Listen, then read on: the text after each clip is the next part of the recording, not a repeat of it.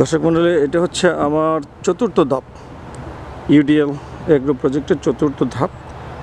এখানে প্রায় 10 বিঘার মতো জায়গা আছে আমাদের। এই ধানগুলো আমরা একটু পরে লাগিয়েছিলাম, তো পর্যায়ক্রমে লাগিয়েছি। তো আসতেছে, শীষ আসতেছে, এখনও দেখতে পাচ্ছেন শীষগুলো আসা শুরু করেছে। তো দেখাই যাচ্ছে, আপনি খালি চোখে দেখতে পাচ্ছেন কতটুকু আমি জানি না ক্যামেরায় কতটুকু দেখা যাচ্ছে। তো আলহামদুলিল্লাহ আমরা খুশি, আল্লাহ ভরসা।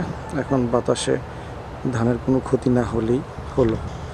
তো এটা হচ্ছে আমার এগ্রো প্রজেক্টের চতুর্থ ধাপের অংশ। সব মিলে আমার প্রায় 20 বিঘা জায়গা আমরা চাষ করেছি। তো এখন আমরা অপেক্ষায় আছি ফসলের।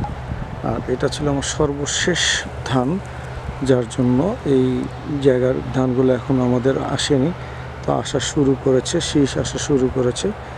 তো আলহামদুলিল্লাহ, শুক্রিয়া। দর্শক মণ্ডলী, এ হচ্ছে আমার এগ্রো প্রজেক্টের ধানের একটি বিষমুক্ত ধানের একটি প্রজেক্ট।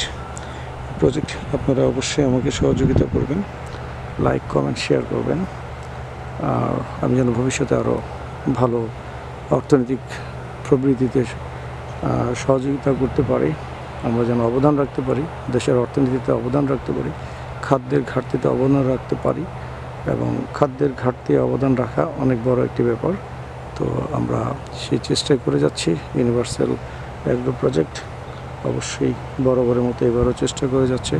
আমরা বিগত 3 বছর যাবৎ আমাদের খাদ্যের চাহিদা আমরা পূরণ করে যাচ্ছি আমাদের শ্রমিকদের মাঝে, আমাদের অফিসারদের মাঝে। তো ইনশাআল্লাহ এবার একটু ব্যাপক পরিসরে করেছি, ভবিষ্যতে আরও বেশি পরিমাণ করব। তো ভালো থাকুন, সুস্থ থাকুন। আসসালামু আলাইকুম ওয়া রাহমাতুল্লাহি ওয়া বারাকাতুহু।